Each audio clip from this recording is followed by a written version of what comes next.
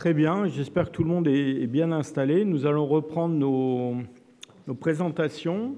Et donc, cet après-midi, dans la première partie de l'après-midi, nous allons continuer plus ou moins à parler de cette période de la fin du Pléistocène moyen et aussi du Pléistocène supérieur. En gros, de choses qui sont en gros associées à ce Middle Stone Age dont on a parlé en fin de matinée. Et nous avons 3 présentations avant la première pause, qui sera la seule d'ailleurs. D'abord, une présentation d'Anne-Marie Lésine qui va vous parler des changements environnementaux dont il a été beaucoup question ce matin. Ensuite, nous aurons une présentation du professeur Barker sur un site très important de Libye qui est extrêmement connu, qui s'appelle AWAFTA, et qui a une très très grande séquence stratigraphique. Donc, ce sera intéressant de voir ce qui se passe à la limite orientale du Maghreb, si je peux dire. On ne sait pas trop si la Libye, c'est le Maghreb ou pas.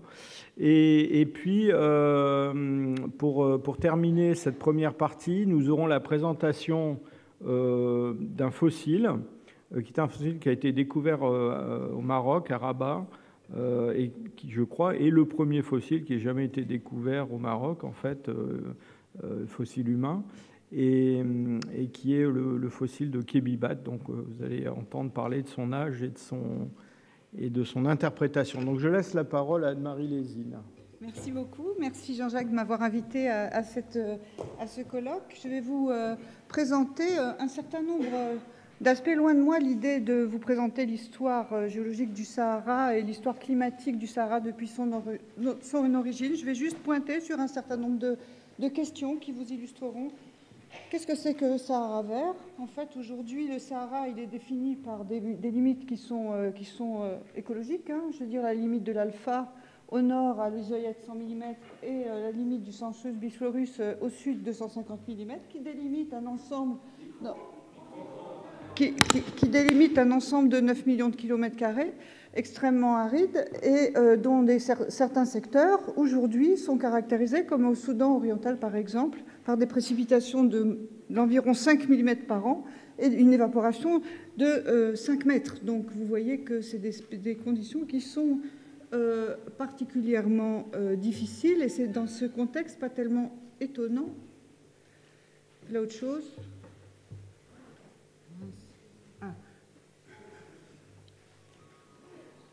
Tellement étonnant que la végétation soit extrêmement rare ou clairsemée, comme ici, et que le paysage soit principalement minéral, avec une végétation concentrée au fond des escarpements, au pied des escarpements, au fond des wadis, ou en bordure de dépressions qui sont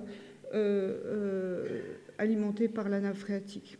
L'eau dans ce secteur est extrêmement rare, mais elle existe tout de même. Vous avez ici une photo des lacs Kounyanga dans le nord du Tchad, qui sont alimentés par la nappe fossile de l'aquifère nubien et qui sont, à ma connaissance, les seuls systèmes lacustres de l'ensemble du Sahara actuel. Mais par contre, lorsque l'on regarde dans le passé, vous avez un certain nombre de ces témoins qui sont des accumulations de diatomites et de calcaire lacustre, dans lesquels vous pouvez trouver des restes de poissons qui témoignent d'une grande quantité de lacs qui se sont étendus au cours du temps. Donc, quand est-ce que ces lacs ont pu apparaître? Vous avez entendu parler ce matin des stades isotopiques, ce qu'on appelle Marine Isotopic Stage. Alors là, vous avez de 1 à 12, avec les chiffres impairs correspondant à des périodes interglaciaires aux hautes latitudes, et qui sont caractérisés par à la fois des élévations de température, mais également en Afrique par des élévations de précipitations. En effet, le contraste thermique entre l'océan et le continent au cours de périodes où l'insolation d'été est importante provoque l'augmentation des flux de mousson et la pénétration des flux de mousson au-dessus de l'Afrique, particulièrement ici, de l'Afrique du Nord. Dans un travail ancien, Dupont, en 89, montrait qu'il y avait une corrélation étroite entre ces phases humides et la variation géographique de la limite Sahara-Sahel. Elle avait étudié une carotte marine au large de la Mauritanie et pu déduire qu'un certain nombre de périodes où la limite du Sahel s'étendait considérablement vers le nord et au contraire des périodes où elle fluctuait et s'étendait particulièrement vers le sud, et ceci pendant les phases glaciaires des hautes latitudes, alors qu'à l'inverse, c'est pendant les phases interglaciaires qu'on observait le maximum d'humidité. Et ceci sur une période relativement longue de 600 000 ans. Alors, pendant les périodes glaciaires, on a très peu, effectivement, de données directes du paysage du Sahara et de l'Arabie aride. Je vais dire, un travail ancien de Sondheim en 1978, à partir des données sédimentaires récoltées au large de l'Afrique, a pu proposer cette carte qui, à ma connaissance, n'a jamais été franchement remise en cause depuis, de l'extension des massifs dunaires qui devait représenter entre 30 degrés nord et 30 degrés sud environ 50% de la surface continentale contre aujourd'hui ce que l'on observe aujourd'hui. Donc vous avez des périodes extrêmement sèches et à l'inverse des périodes extrêmement arides. Vous avez vu cette carte ce matin qui d'après des données des reconstitutions de terrain à partir des modèles topographiques permet d'identifier un certain nombre de surfaces lacustres extrêmement étendues. Vous connaissez certainement le mégalac Tchad ici parce qu'on en a eu un exemple au cours de l'Holocène qui a été extrêmement discuté dans la littérature. Mais vous voyez qu'il y a d'autres mégalacs, particulièrement le mégalac du Faisan au Wadi Chati, où Nicole Petimer, en 2002, lors de sa dernière publication, publiait ces figures ici, où l'on voit des accumulations de coquilles de Ceratodesma glaucum qui sont sur plusieurs mètres de hauteur et qui témoignent non seulement de lacs extrêmement étendus, mais profonds, d'eau douce et qui ont duré très longtemps. Si le mégalac Tchad est encore apparu au cours de l'Holocène, ce n'est pas le cas de ces autres étendues lacustres. Et le lac du Wadi Chati, par exemple, est daté de l'interglaciaire précédent, 125 000 ans. Il n'y a pas que des évidences lacustres, il y a aussi des évidences de paléodrainage. Et vous avez ici, à partir d'images radar, la reconstitution d'un paléodrainage qui a pu rejoindre le bassin de Koufra au golfe de Sirte. Dont, alors évidemment, ces paléodrainages sont reconstitués à l'aide de ces images radar. Ils ne sont pas datés. L'âge le plus ancien pourrait être le Pliocène, mais on sait qu'ils ont été réactivés vraisemblablement au cours du dernier interglaciaire, il y a 120 000 ans, car des carottes marines qui ont été prélevées en Méditerranée ici montrent des enregistrements isotopiques qui témoignent de l'origine des grands massifs sahariens, dont on voit bien que, étant donné la composition isotopique des coquilles qui sont prélevées ici, leur origine la composition isotopique ne peut provenir que de lessivage à partir de ces grands massifs. Donc ici, ce pic-là, il est bien daté par cette carotte marine entre 120 et 125 000 ans avant le présent. Mais les données, les outils qu'on a actuellement en main les modèles numériques de terrain permettent non seulement de donner crédit à ces reconstitutions de paléorivage à l'est du Sahara, en provenance donc du Tibesti et des grands massifs orientaux, mais également en provenance du Hogar pour alimenter la région des Grands Chottes d'Algérie et de Tunisie. Donc ici, vous avez la probabilité que ces grands réseaux hydrographiques ont existé. Maintenant, leur âge n'est pas certain. Les Coulthard et al. Déduisent de cette étude et de la proximité de sites archéologiques qu'il s'agit du dernier interglaciaire, ce qui est fort probable, mais nous n'avons pas de données directes qui permettent de le confirmer. Alors, je suis palynologue, donc ce qui est extrêmement frustrant dans toute cette partie du monde, c'est que des données directes sur l'environnement végétal n'existent pas pour ces périodes aussi anciennes.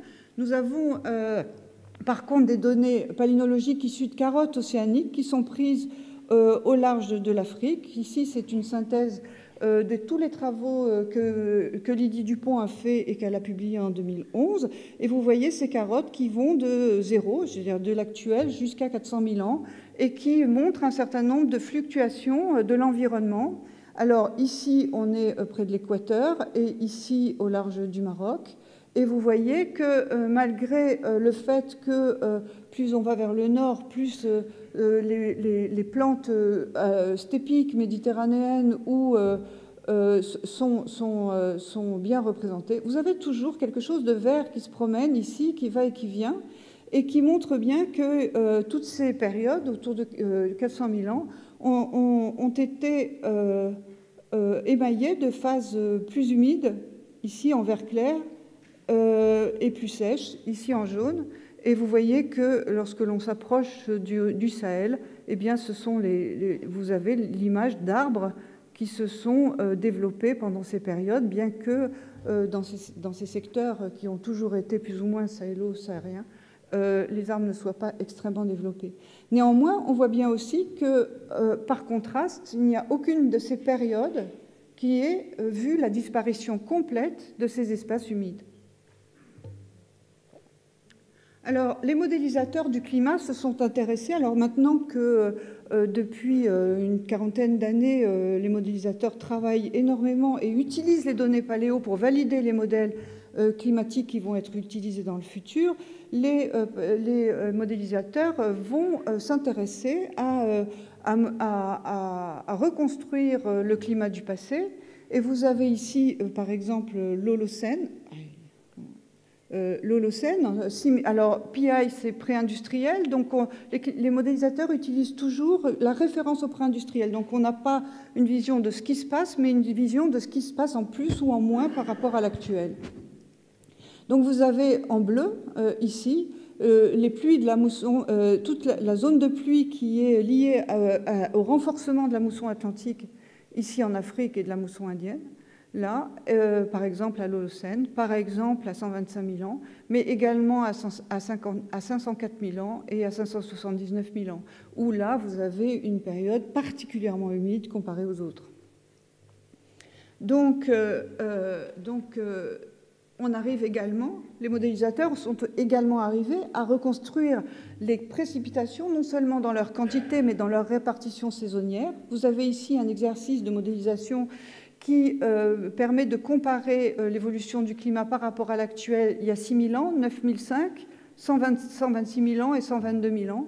Et vous voyez bien l'augmentation des précipitations de mousson ici pendant la période estivale, mais également le fait que ces précipitations ont connu aussi une répartition saisonnière différente de l'actuelle. Donc on est capable aujourd'hui, avec les modèles et en confrontant les données et les modèles, à reconstruire de façon relativement fiable les précipitations ici en millimètres de pluie par jour. Donc je ne vais pas vous parler de l'ensemble de ces stades glaciaires, interglaciaires que vous avez évoqués tout à l'heure. Je voudrais regarder avec vous cette période très particulière du stade isotopique 3, qui est situé entre 29 et 57 000 ans environ, et qui est caractérisé suivant, si vous regardez cette carotte de North Grip, c'est-à-dire de la carotte le 16 au 18 sur des bulles d'air dans la glace au pôle Nord, vous voyez que c'est une période qui a été caractérisée par une intense variabilité climatique de très haute importance, avec une variabilité rapide et de très grande amplitude. Donc cette période est encadrée du stade 4, qui est un stade glaciaire, et de ce qu'on appelle le dernier maximum glaciaire, il y a 21 000 ans, où vous voyez que là, on est au minimum des températures. Donc on va regarder ensemble, si vous voulez bien, la signature de cet épisode-là en Afrique du Nord. Alors, aujourd'hui, en Afrique du Nord, cette période a été très longtemps contestée comme une période humide, parce qu'elle souffre de plusieurs défauts. La première, c'est d'être située dans un intervalle de temps qui n'est pas couvert par le carbone 14, ou très peu couvert par le carbone 14, même si depuis les spectromètres de masse par accélérateur, on arrive jusqu'à 50 000 ans, mais c'est extrêmement difficile. Et on utilise l'uranium-thorium sur les coquilles, et on a vu ce matin aussi la thermoluminescence sur les espaces dunaires, mais ces deux dernières méthodes ont des barres d'erreur qui sont extrêmement importantes et qui ne permettent pas de regarder cette variabilité climatique. Le deuxième problème qui se pose, c'est que c'est une période immédiatement antérieure au dernier maximum glaciaire, donc qui a pu effacer un certain nombre de ces traces de paléolac ou de paléosol, etc. Donc, ce n'est que très récemment, enfin dans l'histoire des sciences, qu'on a pu collecter, et vous voyez que c'est principalement dans l'Afrique du Nord, en fait, que l'on a trouvé un certain nombre de ces sites qui sont des lacs, des paléosols, des rivières ou même des eaux souterraines, qui sont datés de cet intervalle de temps. Et il y a également des datations au lac Tchad et plus récemment dans la région de Nyungu au Mali. Alors, lorsqu'on regarde, vous avez ici la localisation de ces dates, et vous voyez bien qu'il y en a qui ont des barres d'erreur qui sont extrêmement larges. Et le problème qui se pose, c'est qu'effectivement, quand on superpose cette variabilité ici climatique et les âges que l'on a, on est absolument incapable de reconstruire le climat général et l'environnement de ce qui s'est passé pendant cette période.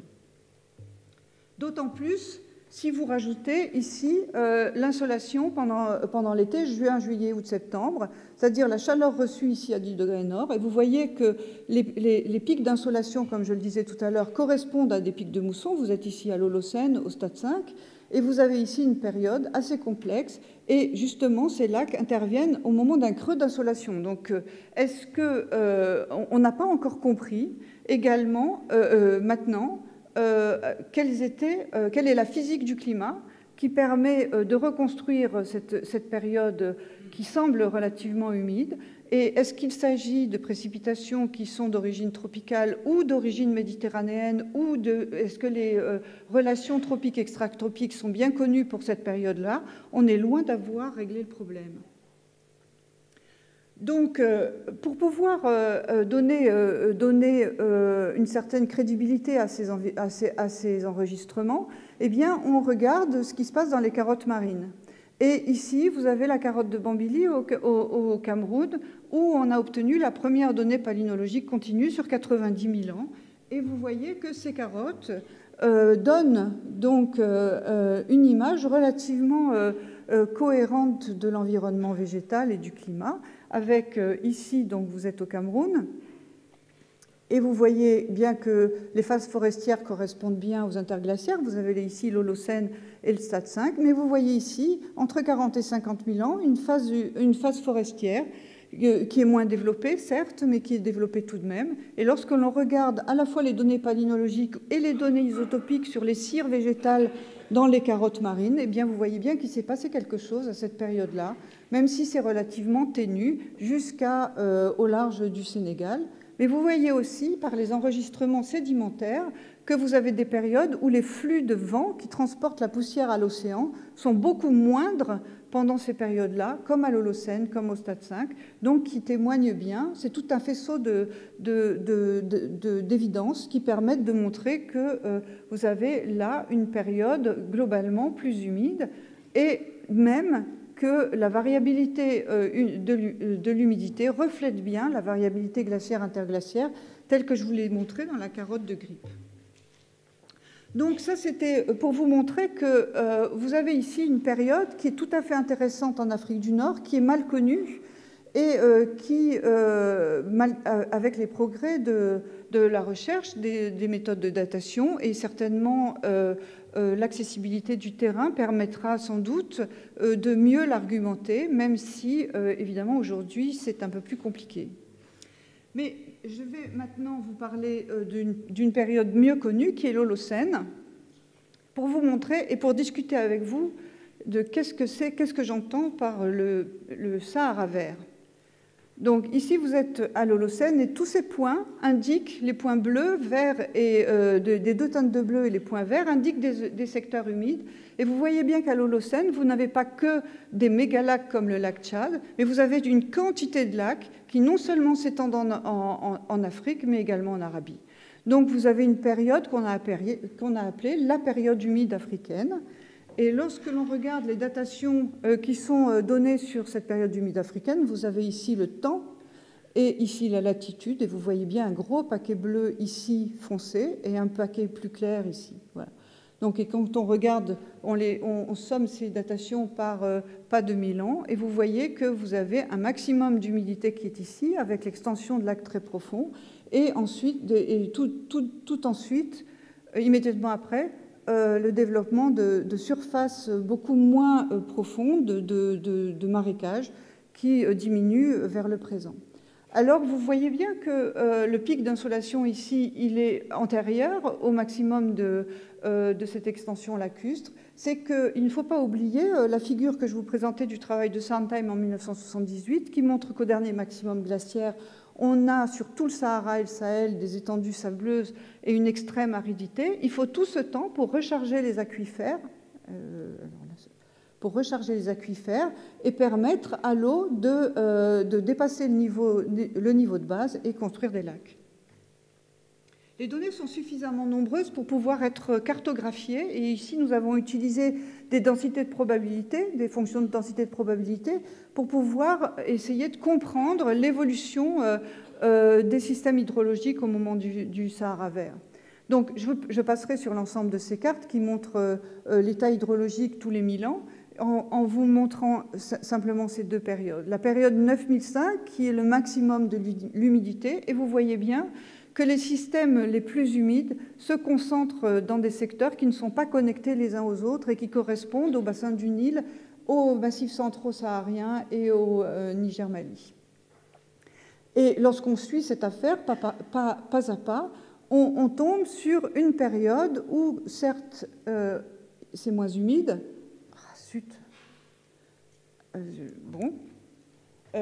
Certes, c'est moins humide, mais la surface humide est reconstruite et continue. Et ce qui est intéressant, c'est ce qui se passe entre cette période-là, 5005 avant le présent, 4005 avant le présent. Et vous voyez qu'entre ces deux périodes-là, on a la fracturation de ce front humide, la descente de ce front de 5 degrés de latitude. C'est la fin de la période humide, et cette période qui intéresse énormément les modélisateurs du climat, parce qu'on passe alors d'un environnement à dominance humide à un environnement à dominance aride qui est tel que celui qu'on connaît aujourd'hui. Les données paléohydrologiques sont corroborées d'une certaine façon par les données paléontologiques. Vous avez ici le travail de Jousse et Escargal en 2006 qui montre bien qu'avant, au cours de l'Holocène, vous avez des témoins de faune, de paysages arborés assez au nord de l'Afrique saharienne, et qu'à partir de 4005 avant le présent, eh bien, vous avez cette descente vers le sud, et les sites qui témoignent de cette végétation arborée sont concentrés au sud de la Mauritanie. Et comme je suis palynologue, on va parler de biologie et on va parler de l'évolution de la flore. Et c'est là est le fond du problème concernant le Sahara vert. Vous avez ici le temps de 13 000 ans à 5 000 ans et ici la latitude. Et vous voyez que les plantes tropicales ont pu migrer vers le nord entre 13 000 et environ 8 000, 9 000 ans jusqu'au tropique et même au-delà pour ce qui concerne le celtisme. Ce qui est intéressant du point de vue... Alors ici, vous avez la répartition des plantes aujourd'hui, la répartition des plantes au cours de l'Holocène, avec trop peu de points pour dresser des cartes, mais vous avez ici le temps et ici la latitude. Et vous voyez bien qu'au cours de l'Holocène, toutes ces plantes tropicales se sont déplacées d'au moins 7 degrés de latitude par rapport à leur emplacement aujourd'hui, avec des patterns qui sont différents, puisque vous voyez qu'ici, il y a eu extension de la zone couverte par la plante, mais ici, simplement, déplacement total de cette zone par rapport à aujourd'hui. Mais ce qui est encore plus intéressant, c'est que si vous prenez l'ensemble de la flore, vous avez ici une flore un élément de la flore tropicale, ici un élément de la flore de la limite Sahara-Sahel aujourd'hui, avec le Salvadora, Bossia, Cadaba, et l'Ephedra qui est purement saharien, saharo-méditerranéen. Vous voyez, et ça, c'est la représentation actuelle. Vous avez ici la représentation Holocène, en fonction du temps et de la latitude. Et vous voyez bien qu'à une certaine période de l'Holocène, ces plantes ont cohabité. Donc, on a eu, au lieu d'avoir un changement biogéographique avec l'extension des zones humides vers le nord, et vous avez eu interpénétration d'écosystèmes qui sont aujourd'hui dans des zones totalement distinctes. Et vous voyez bien qu'on a pu faire cohabiter le Celtis, la Salvadora, Bossia et Ephedra au même moment au cours de l'Holocène, dans la même zone de latitude. Donc il y a eu co-occurrence d'espèces, alors qu'aujourd'hui, ces espèces sont clairement séparées géographiquement. Donc le Sahara vert est quelque chose de beaucoup plus complexe qu'on peut le penser. C'est un secteur qui est toujours resté plus ou moins aride, avec interpénétration des plantes tropicales.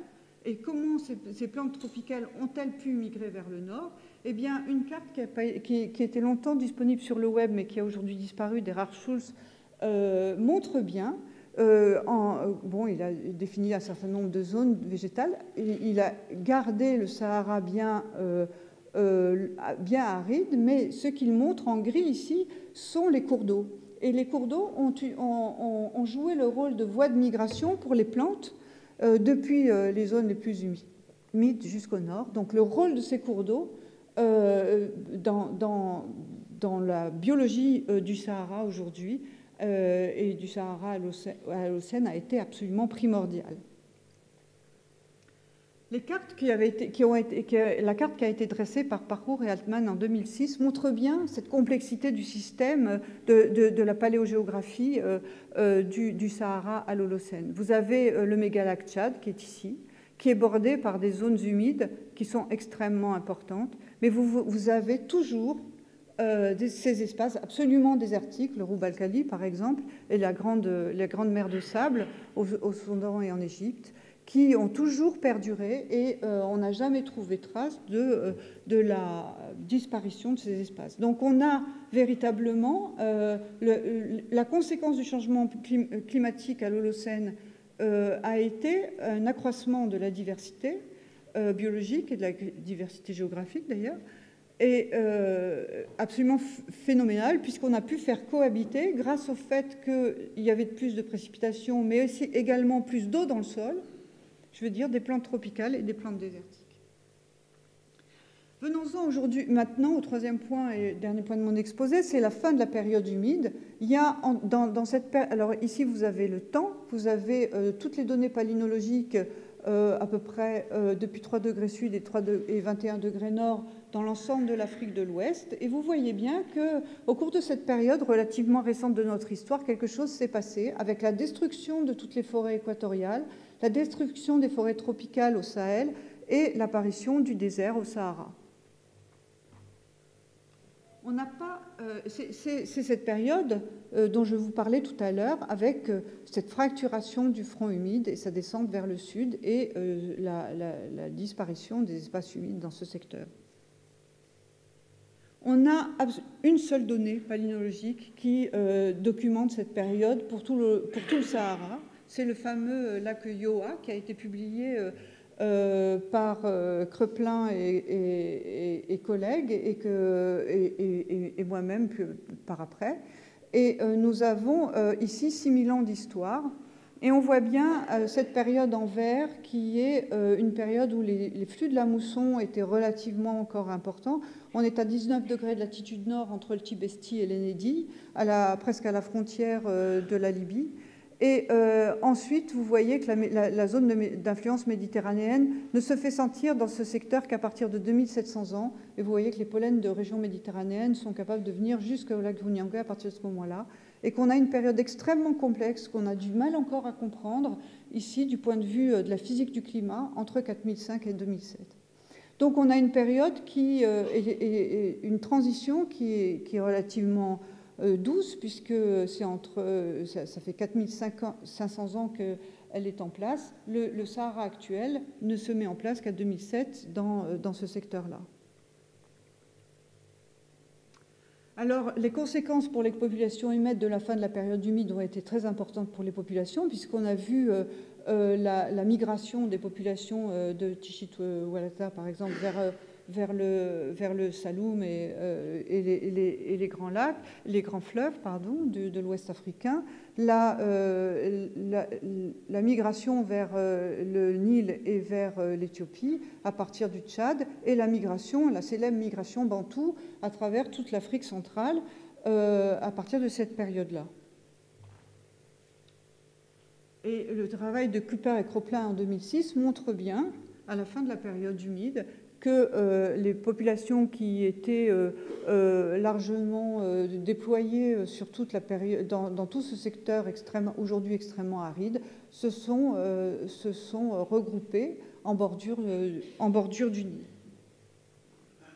Enfin, dernier point, voici une carte que j'ai piquée dans un site, dans un blog d'histoire géo d'un lycée, où on voit bien au Moyen-Âge que malgré le fait qu'on est dans un secteur extrêmement aride, des voies de migration étaient très importantes. J'ai ici reporté le lac Kiowa pour discuter en une slide le fait que dans un environnement extrêmement aride, les hommes se sont développés, ont été capables de s'arrêter, de développer une culture d'oasis à partir de 570, mais surtout de l'année 1200 de notre ère, c'est-à-dire au Moyen-Âge, en liaison avec toute cette culture des Garamantes, par exemple, qui a été bien étudiée par Mercury et al. En 2009, que ce soit au Wadi al-Ajal ou dans le Wadi Tanezouft. Donc voilà, je voulais vous montrer qu'est-ce que c'était qu'un Sahara vert. Un Sahara vert n'a jamais été complètement vert, il ne faut pas l'oublier. Ce n'est pas un remplacement d'un écosystème par un autre, mais quelque chose de beaucoup plus complexe qui voit l'interpénétration de zones écoclimatiques actuellement séparées. Mais quelle que soit la période, qu'elle ait été aride ou qu'elle ait été humide, elle n'a jamais été réellement un frein au déplacement des populations. Je vous remercie.